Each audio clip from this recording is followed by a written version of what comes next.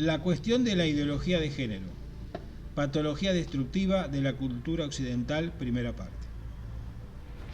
Gail Rubin enseñaba a fines de la década del 60, desde la antropología, que los sistemas de sexo-género son los conjuntos de símbolos, prácticas, representaciones, normas y valores sociales que las sociedades elaboran a partir de la diferencia sexual anátomo-fisiológica y que otorgan sentido y finalidad a la satisfacción de los impulsos sexuales, a la reproducción de la especie humana y, en general, a las relaciones interpersonales.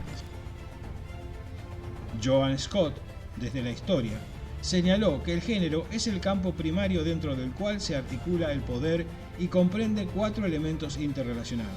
A. Símbolos culturales que evocan representaciones múltiples. B.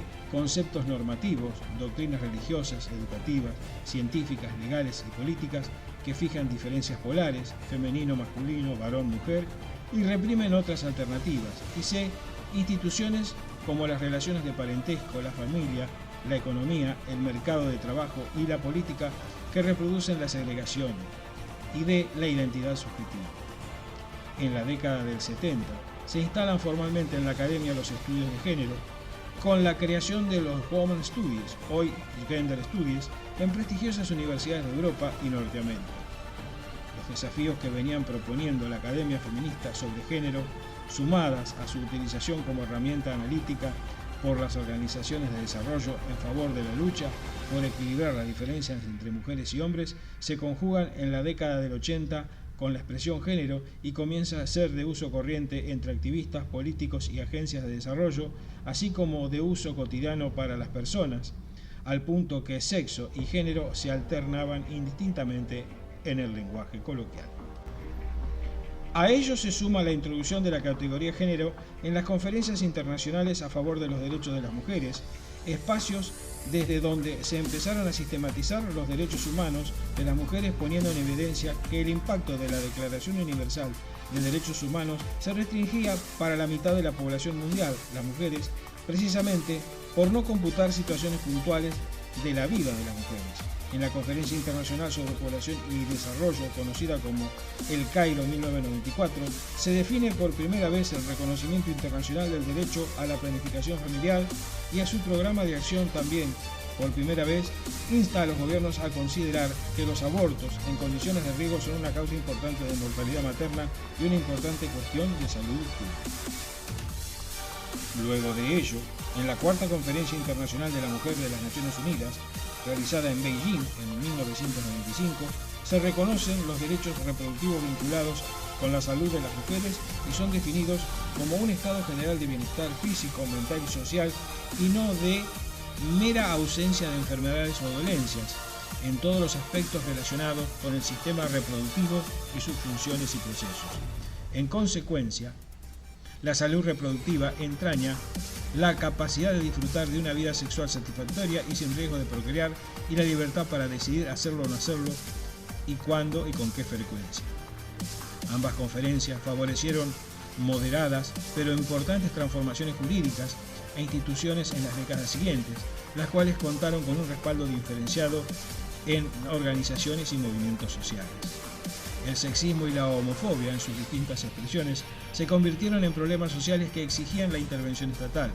Proliferaron iniciativas legislativas que propendían por el reconocimiento del derecho que tocaba las esferas de la sexualidad y la reproducción. Asimismo, tuvo lugar una amplia producción de políticas públicas para afrontar las violencias contra las mujeres y personas LGBTI. Ya para la conferencia de Beijing, representantes de grupos conservadores y del Vaticano concentraron esfuerzos para imponer los trabajos de la Comisión como único significado de género, aquel referido a la identidad biológica sexual, varón o hembra, y en 1997 se publica el libro The Gender Agenda, Redefining Equality, de la investigadora y activista pro familia Dale O'Reilly. Para esta autora, la matriz del pensamiento feminista y la teoría de género plasmada en las conferencias del Cairo y Beijing no fue garantizar a las mujeres el ejercicio de todos sus derechos, sino imponer a la fuerza una ideología feminista radical inspirada en la interpretación marxista de la lucha de clases, que en el fondo persigue acabar con la familia tradicional y proponer identidades distintas a la femenina y masculina, afirmar que éstas no son inherentes, sino construidas socialmente, así como promover una sexualidad libre a través del uso de métodos anticonceptivos, abortivos y alentar la conformación de uniones no homosexuales. Los contenidos del texto de O'Leary dan cuenta de una estrategia retórica conservadora, en clave apocalíptica para los valores cristianos, que se viene diseminando de manera global y con particular énfasis en América Latina. La consolidación de las luchas feministas y por la diversidad sexual en el ámbito internacional generó la reacción negativa de la Iglesia Católica y organizaciones afines a la custodia de una supuesta ley natural, que, desde dogmas religiosos, pero permeado a los sistemas normativos, determinaría el papel de hombres y mujeres en instituciones como la familia, el matrimonio y la reproducción. Villallone habla de este fenómeno como politización reactiva y señala que involucra un desplazamiento de los discursos y activismos desde el campo de la religión hasta el derecho, la ciencia o la bioética, que escapa a la tradicional oposición entre lo religioso y lo secular. En este marco emergen los discursos de la cultura de la muerte y de la ideología de género, dos estrategias diferentes pero complementarias, que buscan limitar las transformaciones sociales y políticas operadas por el feminismo y el activismo y por la diversidad sexual de los años 90. La primera estrategia está estrechamente vinculada a cuestionar el aborto y sus discursos se apropian en tiempos de democracia del discurso de derechos humanos para, erigiéndose como defensores únicos de la vida a propósito de la defensa de la vida fetal, connotar negativamente como afiliados a la cultura de la muerte a quienes bregan por la autonomía sexual, la disociación del binomio reproducción-maternidad y la legalización del aborto como una cuestión de igualdad, salud y ciencia. La segunda estrategia consistió en el afianzamiento de la categoría ideología de género como una herramienta para acentuar el antagonismo entre la cultura y la vida y cultura de la muerte y apela al desprestigio de los estudios de género y difunde una traducción apocalíptica de estos estudios para la moral pública. Acabarán con los valores familiares.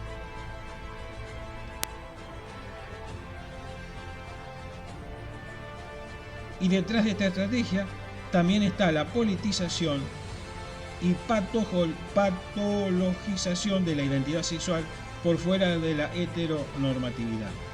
La génesis de la ideología de género, el feminismo radical y los movimientos en pro del marxismo cultural hunden sus raíces en doctrinas ideológicas de corte marxista y en los grandes acontecimientos sociopolíticos que durante el siglo XX se sucedieron en Europa. Cuando Marx, desde su modelo de lucha de clases, proclama que la religión es el opio del pueblo, Engels publica El origen de la familia, la propiedad privada y el Estado, y Nietzsche, desde el nihilismo, sentencia la muerte de Dios. Se constata el resquebrajamiento de los fundamentos sociales, morales y éticos que contenían principios normativos y universales. Parte de los acontecimientos mencionados también se refieren a cuando posteriormente en Europa se desmoronan los frentes comunistas de la URSS, Alemania con la caída del muro de Berlín y de distintos países de Europa del Este. Los viejos postulados de la ideología marxista, comunista que se apoyaban en la lucha de clases y la oposición al capitalismo burgués, al desaparecer tuvieron que ser sustituidos de urgencia por otros frentes de acción que dieran sentido a la utopía comunista. Aprovecharon entonces el impulso de los movimientos contractuales para abanderar y pervertir la causa del feminismo y la oposición al concepto de la familia tradicional asociado al mencionado capitalismo burgués. De forma que se sustituyó la lucha de clases por la lucha de sexos y la lucha contra el capitalismo burgués por la lucha contra el sistema familiar tradicional mantenedor de una hegemonía patriarcal y opresora. A partir de aquí, los nuevos rumbos de las estrategias políticas de sesgo marxista confluyeron en el viejo concepto de marxismo cultural que ahora explicamos. La era moderna, industrializada, competitiva y cada vez más despersonalizada, unida al capitalismo feroz, al aumento del proletariado y el incremento de conflictos sociales, provocó que amplios sectores de la juventud idealista, muy desencantada del statu quo de una sociedad hipócrita y aburguesada, comenzara su propia revolución. Surge en Estados Unidos el movimiento hippie, en Europa el mayo del 68 francés, la revolución sexual, el estilo de vida naturista, pacifista y nudista, la vida en comunas y las filosofías orientales, que auguraban un futuro luminoso bajo la utopía que Aldous Huxley recogió en su obra Un mundo feliz. La familia y el matrimonio, mayoritariamente eclesiástico, se asoció al concepto de la burguesía acomodada y religiosa, mantenedora de una hegemonía patriarcal y opresora a la que había que denunciar y superar. De esta forma, todos los movimientos contraculturales mencionados, unidos a la lucha del proletariado, iban asociados a ideologías marxistas, liberales y anarquistas, que veían en la familia, mal llamada tradicional, el reducto de una sociedad hipócrita, victoriana, rancia, que había que combatir y superar. Hay que reconocer que todos ellos, en principio, aportaron frescura y aires de libertad, pues partían de reivindicaciones legítimas de base. Había mucho que denunciar en derechos humanos, libertades esenciales. La génesis de la ideología de género, el feminismo radical y los movimientos en pro del marxismo cultural hunden sus raíces en doctrinas ideológicas de corte marxista. Los regímenes dictatoriales, guerras sin sentido y capitalismo feroz y doble moral religiosa. Sin embargo, muchos de esos movimientos astutamente radicalizaron y politizaron sus reivindicaciones. Entre otros muchos aspectos, esto provocó el inicio de la desintegración de todos los elementos normativos de la familia natural y de la cultura judeocristiana, que ciertamente se asociaba a una sociedad rancia y obsoleta. El nacimiento de la línea de pensamiento sociopolítico que provocó la convulsión social mencionada se produjo en la llamada Escuela de Frankfurt, quienes a principios de los años 20 gestaron el concepto de marxismo cultural. Proclamaban que había que extirpar por todos los medios la cultura cristiana occidental en una auténtica batalla cultural. Esta sorprendente línea de acción debía dirigirse hacia todas las instituciones del Estado, escuelas, universidades, ministerios gubernamentales, periódicos, medios de comunicación en general, así como a la industria del ocio. Desde ellas debía extenderse el virus de una contracultura que minase los fundamentos y las convicciones de la cultura cristiana occidental, para así la población, una vez debilitada y manipulada en sus convicciones, pudiera adherirse a los ideales marxistas que antes habían sido rechazados de forma natural, al haber sido asociados con un pensamiento muy politizado y ligado a un comunismo caduco y devaluado. El marxismo cultural se mantuvo como un pensamiento teórico desde finales de los años 30, eclosionó a partir de la década del 60 con las mencionadas revoluciones sexuales, estudiantiles, etc., y se está desarrollando hoy en día a pasos agigantados en nuestra sociedad a través de su brazo ejecutor, la ideología de género. De tal manera, los conceptos del marxismo cultural han permeado todos los pensamientos sociales que lamentablemente podemos afirmar que tanto las políticas de izquierda como las de derecha han asumido o sucumbido ante sus premisas llevadas a cabo por la ideología de género. Para conseguirlo, no ha sido necesaria una revolución violenta con desórdenes sociales de todo tipo, no. La ideología de género se ha acabado imponiendo sutil y abiertamente gracias a la conjunción de 4 factores principales, a saber: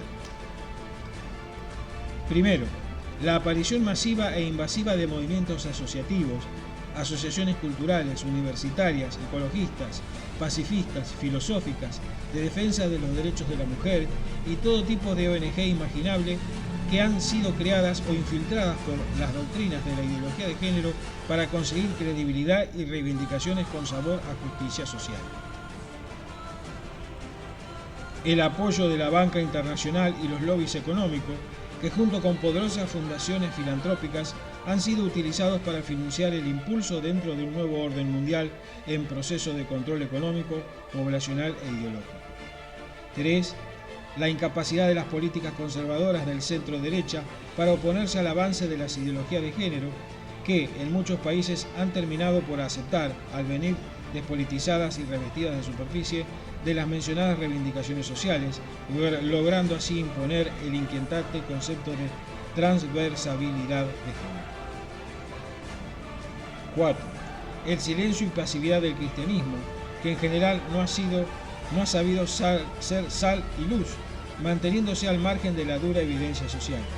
Desde iglesias, asociaciones, consejos, etc., no hemos sabido movilizar y crear conciencia social y buscar un frente unido y unánime para no seguir permitiendo la realidad de una masa cristiana crítica y acomodada, sumida en un letargo conformista y pasivo. 5.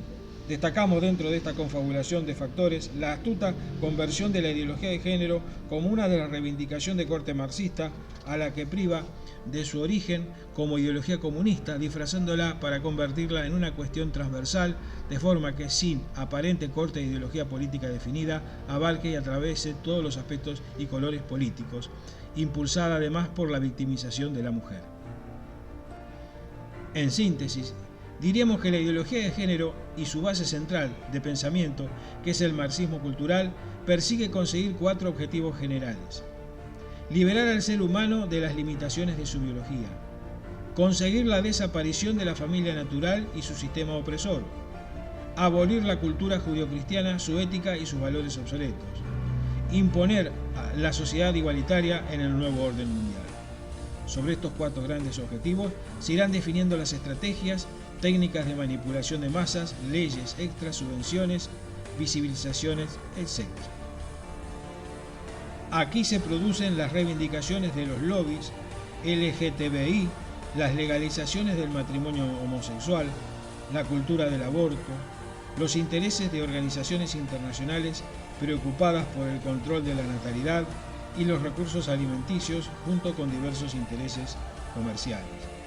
Todo ello, como ya se ha mencionado, financiado por poderosas asociaciones y fundaciones filantrópicas que mayormente desde Estados Unidos comenzaron a invertir grandes sumas de dinero, asumiendo así enormes cuotas de poder e influencia en el mercado capitalista mundial. Todas estas acciones invasivas influenciaron decisiones políticas de los grandes organismos internacionales como la ONU, la Unión Europea, la Organización de Estados Americanos, la UNESCO y la Organización Mundial de la Salud y otros, para los que el crecimiento demográfico, el control de la economía y de los recursos alimenticios globales son un grave problema. Ustedes pueden ver aquí los objetivos de la ideología de género y pueden congelar la imagen para ver sus ítems. Aquí se producen las reivindicaciones y el problema que parte puede ser aliviado apoyando políticas abortivas, antifamilia y permitiendo que la agenda LGTBI y sus proclamas promuevan nuevos modelos familiares que alejen la maternidad, la procreación y todo lo que huela a cultura judio-cristiana. Un auténtico plan maquiavélico que desde distintos frentes mencionados ya se está llevando a cabo. Hasta ahora hemos visto el origen de la ideología de género y sus objetivos principales, explicando en líneas generales su contenido y su evolución desde el marxismo cultural hasta nuestros días. Ahora, y sintetizando, resumimos en 10 puntos lo que podría ser sus principales fuentes de acción para la consecución de los objetivos mencionados, en un término muy usado intencionalmente por la retórica LGTBI para crear una cultura de rechazo hacia la homosexualidad. Feminismo radical, victimización y exaltación exagerada de la mujer, cultura de sospecha frente al varón al que se acusa de ser la raíz de muchos males, igualitarismo, negación de las diferencias biológicas entre individuos en pro del concepto igualitario y el género fluido. Anticristianismo, oposición beligerante ante las raíces judío-cristianas de Occidente, acusadas de moralidad represora y mantenedora del heteropatriarcado familiar. Homosexualismo, promoción hasta límites exagerados de la cultura homosexual LGTBI y victimización ante los heterosexuales. Colonización ideológica. Hay que imponer programas de adoctrinamiento desde la infancia para crear una nueva forma de pensar en nuestros hijos y futuras generaciones. Relativismo moral, negación de los valores universales y ética normativa, todo es admisible e inclusivo, todo vale, salvo disentir con estos mandamientos. Liberalismo ético, apoyo y normalización de comportamientos que dañan a las sociedades humanas y a la ética más elemental, como el aborto libre, la promiscuidad sexual, la pedofilia, el bestialismo, las drogas, etc. Hedonismo, búsqueda del placer como un fin en sí mismo y sin restricciones éticas, morales o religiosas de ningún tipo. Dictadura ideológica, pensamiento único y rechazo frontal y beligerante a todas las ideas contrarias al pensamiento totalitario. Oposición a cualquier postura conservadora, tachándola de homófoba, fascista y represora. Destrucción ontológica del ser humano. Se persigue una auténtica reingeniería antropológica en aras de un individuo mutante que puede reinventarse a sí mismo y redefinir su género sin ningún tipo de limitaciones. De esta forma, la identidad del ser humano, como criatura hecha a imagen y semejanza de Dios, desaparece. Esta es la amenaza real que estamos enfrentados en nuestra cultura occidental y que lamentablemente, como la pólvora, ya se está extendiendo por otros países fuera de Europa y de Estados Unidos. Particularmente esclarecedoras son las siguientes palabras. El poder que se otorga a estas organizaciones LGTBI carece de precedentes en nuestra democracia. Por ejemplo, en materia de educación, ningún partido político o sindicato, instituciones reconocidas en la Constitución, han pretendido nunca que su ideología sea de obligatoria visibilización en los currículos escolares, ni que los escolares deban conocer y apreciar positivamente sus postulados ideológicos, ni que se permita el acceso a todos los centros escolares de sus militantes para adoctrinar a los escolares en sus postulados. Con estas leyes, organizaciones del lobby de género se tendrán por derechos. No es compatible con un régimen democrático, un régimen de privilegios ideológicos y orgánicos del lobby LGTBI, por mucho que se disfrace de maniobra publicitaria o de lucha contra la discriminación. Ni en Estados Unidos ni en Europa occidental se había llevado nunca a la práctica el modelo económico marxista, más bien se ha luchado contra él. ¿Cuál será el siguiente paso? Desde luego, los pilares fundacionales de nuestra civilización occidental, es decir, el cristianismo, la familia, la sexualidad, la ética con bases cristianas en general, que desde generaciones nos ha dado sentimiento de identidad, desaparecen a un ritmo que supone una auténtica aceleración del vértigo. Orígenes del feminismo radical y la crisis de masculinidad.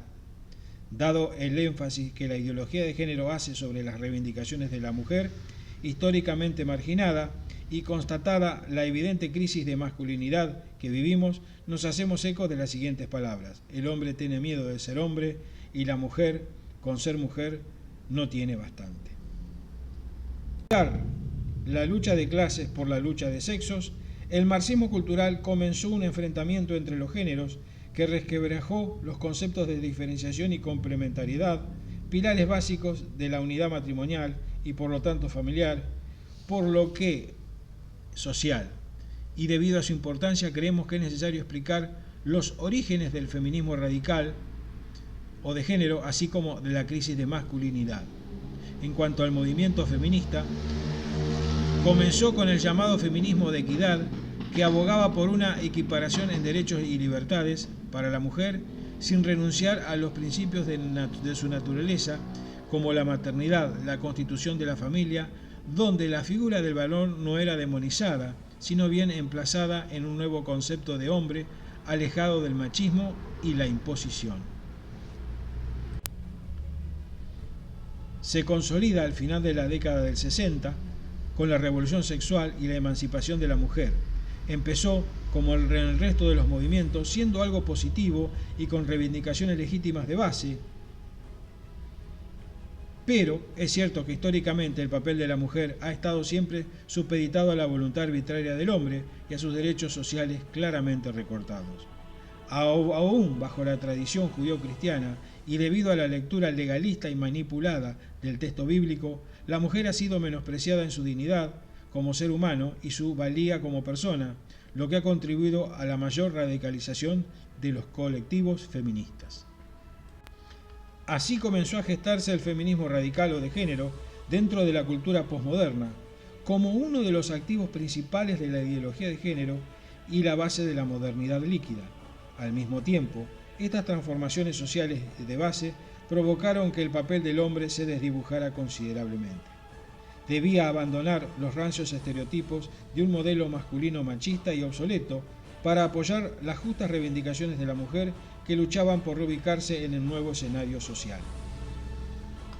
Así comenzó a gestarse el feminismo radical o de género dentro de la cultura posmoderna, como uno de los activos principales de la ideología de género y la base de la modernidad líquida. Al mismo tiempo, estas transformaciones sociales de base provocaron que el papel del hombre se desdibujara considerablemente. Debía abandonar los rancios estereotipos de un modelo masculino machista y obsoleto para apoyar las justas reivindicaciones de la mujer que luchaba por reubicarse en el nuevo escenario social.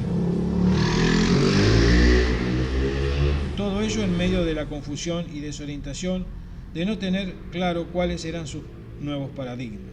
Era evidente que el hombre debía salir, pero ¿hacia dónde?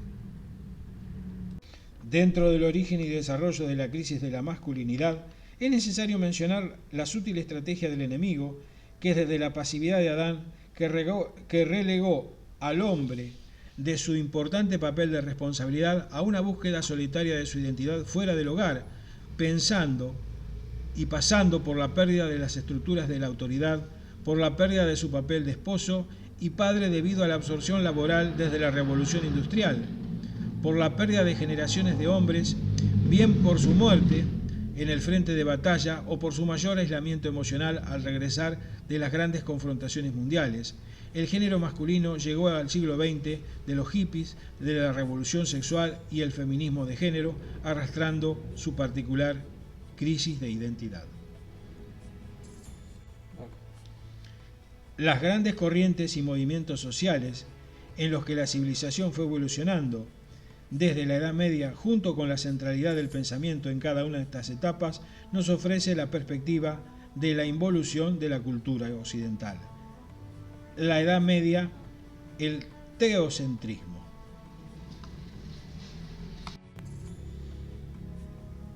Antropocentrismo, el Renacimiento, el antropocentrismo. Ilustración, racionalismo. Posmodernidad, relativismo. Es una nueva filosofía de vida que propone una sociedad pluralista, una estetización de la vida, la eliminación de toda norma, el relativismo de las conductas y el politeísmo de los valores. La modernidad líquida hace referencia a aquello que está en constante cambio, que nos está establecido y en constante búsqueda de cosas efímeras. Y la modernidad líquida se divide en trabajo, comunidad, individualidad, emancipación, espacio y tiempo y miedo. Una vez explicada la corriente del pensamiento del marxismo cultural y su ideología, sus orígenes, objetivos y evolución, es necesario mencionar el concepto de modernidad líquida, que se refiere al contexto y entramado social existente al movimiento intelectual nihilista, cuyo principal instrumento revolucionario y de penetración cultural es la ideología de género. La Edad Media fue una época oscura donde el concepto de un Dios severo que dominaba todas las esferas de la vida dio paso por reacción al Renacimiento, donde el hombre y sus posibilidades dominaron el escenario mundial. Posteriormente, la Ilustración centró su base de pensamiento en la razón y el análisis empírico de todas las realidades, rechazando la idea de Dios y abriendo la puerta a las ideologías marxistas. Finalmente, la modernidad líquida supone una vuelta de tuerca frente a la posmodernidad, creando un nuevo concepto de ser humano que, liberado de su biología y de la tiranía de la cultura, es capaz de reinvertirse y definirse en multitud de variantes de género a tenor de la fluidez de sus sentimientos subjetivos. Esto es el entorno social donde se cuece el caldo de cultivo que origina el totalitarismo de la ideología de género. La mutante sociedad de la modernidad líquida, nuevo concepto que sustituye la ya caduca posmodernidad. Esta filosofía de vida ha dado paso a una nueva cosmovisión global donde ya no solo se transforman las costumbres, las formas o las modas culturales, es algo más profundo y ontológico. Ya no es un cambio de continente, sino sobre todo de contenido. No se trata de cambiar la actuación externa del ser humano, sino de transformar la esencia misma de su propia naturaleza. El sociólogo Zygmunt Bauman, recientemente fallecido, es uno de los grandes pensadores de nuestra era, quien acuñó el concepto de modernidad líquida. Leamos lo que dice al respecto. La sociedad moderna líquida es aquella en que las condiciones de actuación de sus miembros cambian antes de que las formas de actuar se consoliden en unos hábitos y en unas rutinas determinadas. La liquidez de la vida y de la sociedad se alimentan y se refuerzan mutuamente. La vida líquida, como la sociedad líquida, no puede mantener su forma ni su rumbo durante mucho tiempo. Se trata de un movimiento social que a veces se solapa en sus fines con la ideología de género, ya que viene fundamentado en la trilogía del relativismo, el feminismo radical y el hedonismo, así como en concepciones profundamente individualistas y autónomas que desarman el carácter gregario de la relación del ser humano, rechazando la sexualidad natural y estable de la pareja heterosexual, tachándola de represora y limitante. La modernidad líquida es la realidad social de la que se nutre el manifiesto político de la agenda LGTBI. Con todo ello se pretende establecer la sociedad del hedonismo, pues se considera que los seres humanos no pueden alcanzar la felicidad en la realización de sus propios deseos, incluidos los sexuales, sin límite moral, legal o incluso corporal, utilizando para ello cualquier medio posible, incluido el control de la natalidad, el aborto y, por supuesto, la supresión de la diferenciación sexual. La nueva modernidad líquida promueve cambios vertiginosos y radicales en la civilización histórica, facilitando la transición hacia un pensamiento más holístico y universal.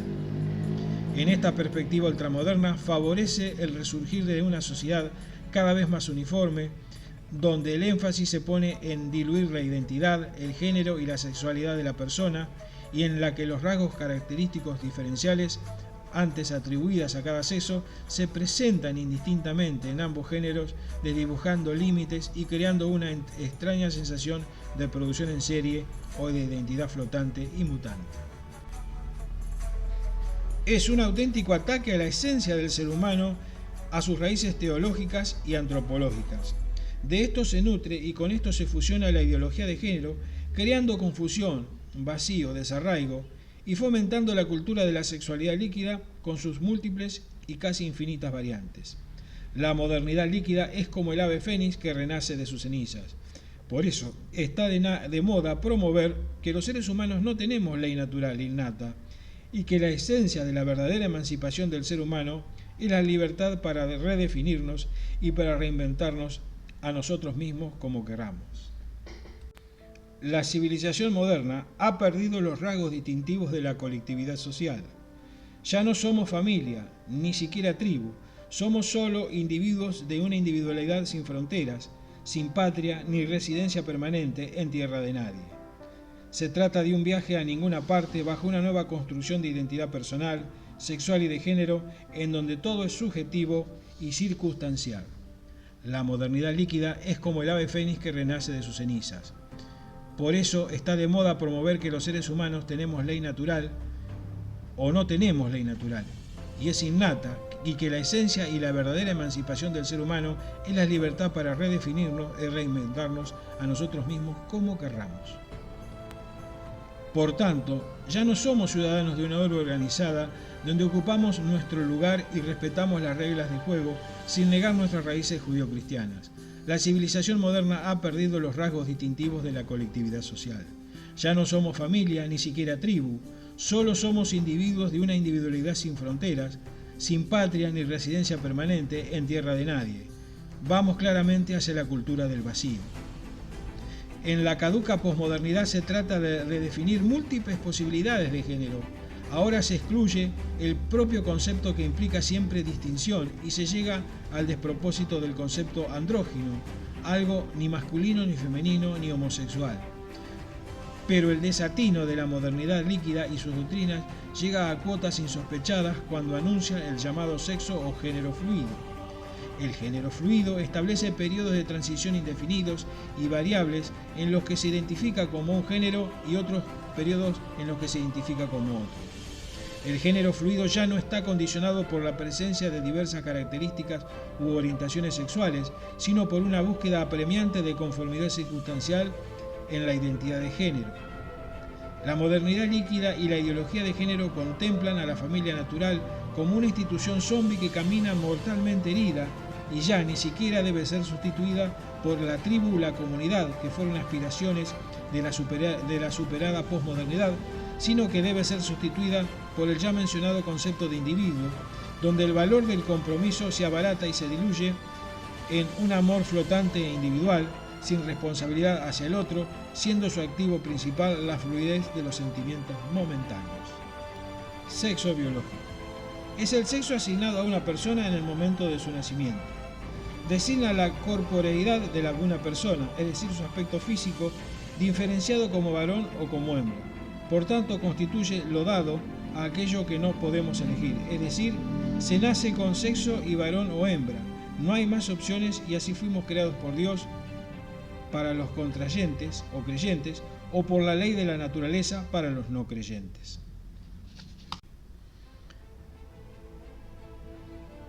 Sexo cultural.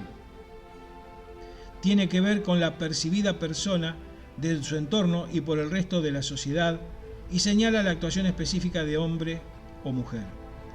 En el general, el sexo cultural responde a procesos históricos y condicionamientos de la propia cultura, refiriéndose a las funciones, roles y estereotipos que en cada sociedad se asignan como norma al hombre y a la mujer. Si el sexo biológico es lo heredado por su naturaleza, el sexo cultural es lo influenciado por el medio. Sexo psicológico. Se refiere a la propia percepción psicológica de una persona como hombre o mujer. Consiste en la conciencia personal que el individuo tiene de pertenecer a un determinado sexo. El sexo psicológico, que, como decimos, no debería diferir del biológico, puede diferir de forma antinatural cuando es afectado por una adjudicación de sexo cultural contradictoria con lo biológico, es decir, por el ambiente en que la persona vive, su familia, origen, la educación recibida, la ideología establecida, propias experiencias, etc. El sexo psicológico constituye lo decidido por la persona. Sexo y género son términos que van inseparablemente unidos y constituyen la identidad sexual natural de una persona.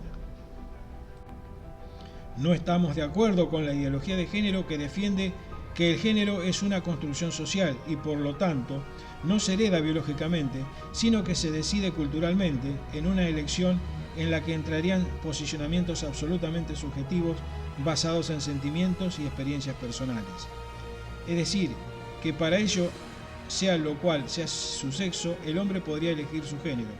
En eso consiste precisamente el género fluido, como ya hemos visto. Las cosas, en el orden natural, funcionan de una manera predeterminada y no deberíamos tener la pretensión ni la osadía de cambiar la realidad. Como seres relacionales, necesitamos formar parte de redes o sistemas donde poder desarrollar relaciones significativas que otorguen sentido a nuestras vidas. Por ello, el valor social de la familia es innegable y constituye la cédula básica de la sociedad y el primer marco relacional de todo ser humano. Su trascendencia es absoluta, pues en ella las personas adquieren las claves formativas con las que tendrán que desarrollarse en la sociedad. Alison Jagger habla en estos alarmantes términos de la desaparición de la familia. El final de la familia biológica eliminará también la necesidad de la represión sexual. La homosexualidad masculina, el lesbianismo y las relaciones sexuales extramaritales ya no se verán desde el prisma liberal como opciones alternas, fuera del alcance de la regulación estatal. Esta vez, en vez de esto, hasta las categorías de homosexualidad y heterosexualidad serán abandonadas. La misma institución de las relaciones sexuales en que el hombre y la mujer desempeñan un rol bien definido desaparecerá. La humanidad podría revertir finalmente a su sexualidad polifórmica natural. Como seres relacionales necesitamos formar parte de redes o sistemas donde poder desarrollar relaciones significativas que den sentido a nuestras vidas. El primer sistema de relaciones interpersonales ya hemos dicho que es la familia como extensión natural del matrimonio. El valor social del matrimonio y la familia está fuera de toda duda y no podemos disociar familia de sociedad. Todo en la Biblia, por ejemplo, se relaciona con el concepto de matrimonio y familia. Todo en la Biblia, pues, se interpreta en clave familiar. Hasta la década de los 80, el modelo familiar normativo era el constituido por la familia tradicional, o más exactamente por la familia natural, compuesta por los padres, los hijos y en la mayoría de ocasiones por los familiares en su primera generación, abuelos y tíos.